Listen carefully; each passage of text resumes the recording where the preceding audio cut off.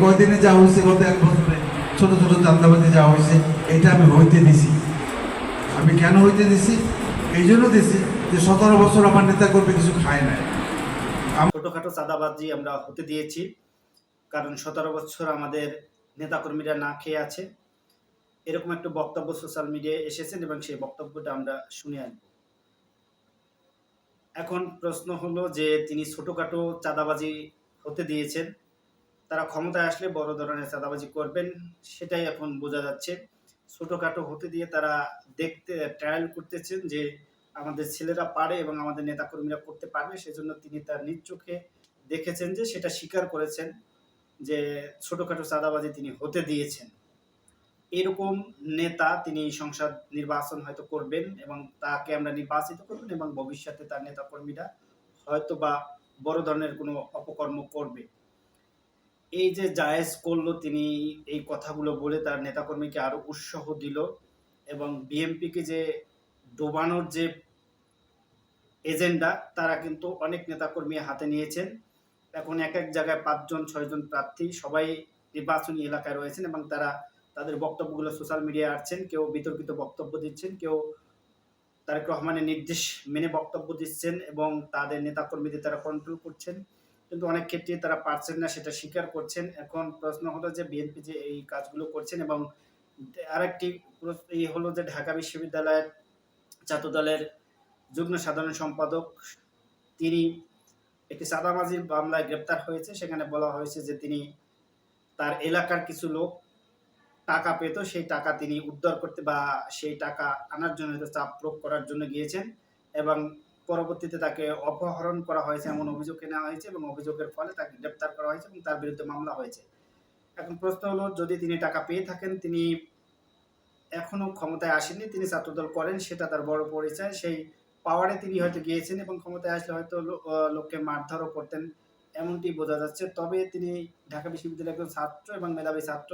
তার উচিত ছিল আইন শৃঙ্খলা রক্ষাকারী বাহিনীকে সাথে নিয়ে অথবা তাদেরকে জানিয়ে যে এরকম তার প্রতিবেশী টাকা পায়, সেটা উদ্ধারের জন্য বা তাকে এই এলাকায় রয়েছেন তাকে বা একটি মামলা অথবা একটা জিডির মাধ্যমে তিনি করতে পারতেন। কিন্তু তিনি তার ক্ষমতা দেখাতে গিয়েছেন এবং তিনি ঢাকা বিশ্ববিদ্যালয় বা ছাত্র দলের একজন নেতা, সেটি তিনি দেখাতে গিয়েছেন এবং দেখাতে গিয়ে তার যে অবস্থা হয়েছেন, তাকে গ্রেপ্তার করা হয়েছে। এখন তিনি বলছেন তার বিরুদ্ধে ষড়যন্ত্র করা হয়েছে। ধরে নিলাম আপনি আর ষড়যন্ত্রের শিকার, তাহলে আপনি ওখানে এখনই কেন? এবং তিনি এই বিষয়টি অন্তত অন্য কাউকে বা জানিয়ে বা তাদের যে দলের নেতাকর্মী রয়েছেন, তাদের উপরস্থ যারা রয়েছেন তাদেরকে জানিয়ে অথবা আইন শৃঙ্খলা রক্ষাকারী বাহিনীর দ্বারস্থ হয়ে তিনি করতে পারতেন, সেটা হতে পারতেন, কিন্তু তিনি সেটা করেছেন।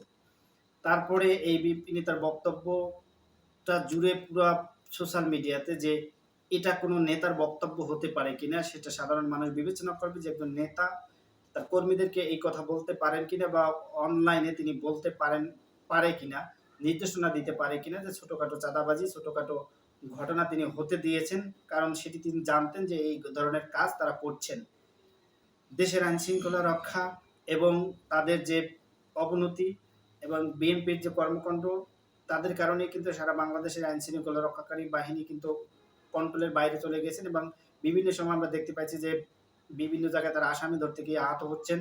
এই ঘটনা কিন্তু এই গত 1 সপ্তাহে অনেক হারে বেড়ে চলছেন। তারা আহত হচ্ছেন, মাদক কারবারি ধরতে গিয়ে আহত হচ্ছেন এবং চোরা কারবারি ধরতে যেয়ে আহত হচ্ছেন, আসামি ধরতে যেয়ে আহত হচ্ছেন। এই যে একটা অবস্থা, মানুষ পুলিশ দেখলেই ক্ষিপ্ত হচ্ছে, পুলিশের উপরে আক্রান্ত করছেন।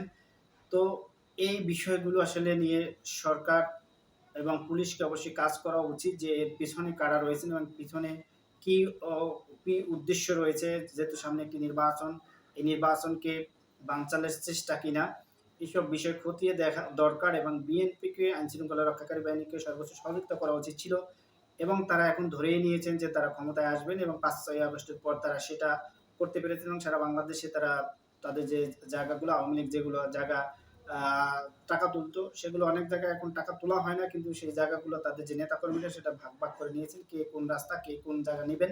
অনেক জায়গা থেকে নেওয়া হচ্ছে গোপনে, অনেক জায়গা থেকে এখন বন্ধ আছে আপাতত এবং অনেক লোক কিন্তু বহিষ্কার হচ্ছে। বহিষ্কার হচ্ছে একটি মানে বহিষ্কার একটি শুভাঙ্কারের ফাঁকি, কারণ বহিষ্কারের পর তাকে যে দলে নেওয়া হবে না তেমনটি না। যদি তাদেরকে আইনের আওতায় আনা হতো, শাস্তির ব্যবস্থা করা হতো, তাহলে হয়তো সেটা কাজ, দল থেকে বহিষ্কার করে দায়ের সারা কাজ।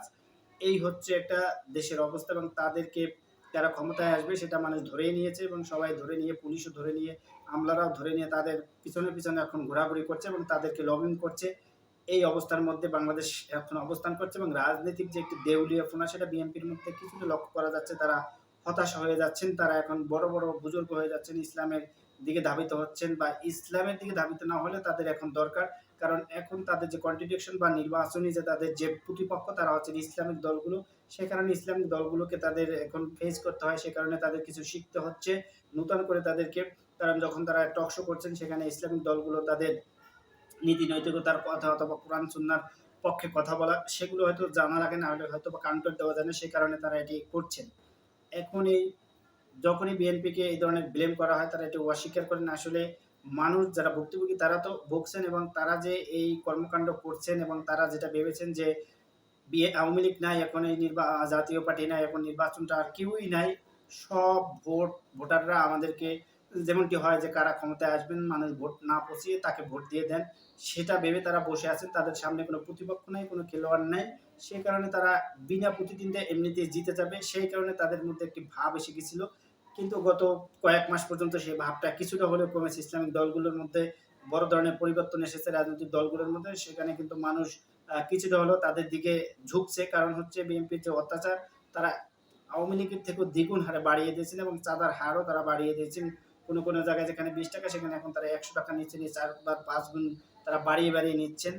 আর এটি যারা করছেন তারা হয়তো চাচ্ছেন যে বিএনপি ক্ষমতায় আসুক, আমার পদ পদবি থাকুক আর না থাকুক, এই ফাঁকে যতটুকু কামানো যায়, এরপর কি হবে না হবে সেটা বলা মুশকিল। সেই কারণে অপরাধের হারটা আরো বেড়েছে। ক্ষমতায় আসার একটা প্রবণতা ছিল, সেটা এখন অনিশ্চয়তা, এখন ক্ষমতায় আসবে কি আসবে না সেটা একটা অনিশ্চয়তা। ২ অনিশ্চয়তার মাঝখানে পড়ে তারা কিন্তু কিছু জায়গায় অপকর্ম করছে, সেটা কিন্তু স্পষ্ট হচ্ছে।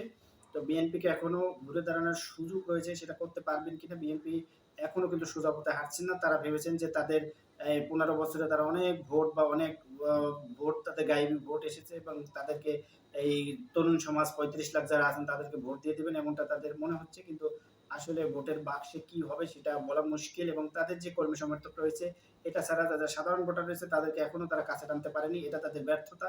সেই ব্যর্থতা গ্লানি মুছে ফেলে তারা কিন্তু সামনে একটি ভালো রাজনীতি বা ভালো দেশ বা ভালো শাসন ব্যবস্থা কায়েম করতে পারবেন কিনা সেটা কিন্তু এখন সাধারণ মানুষের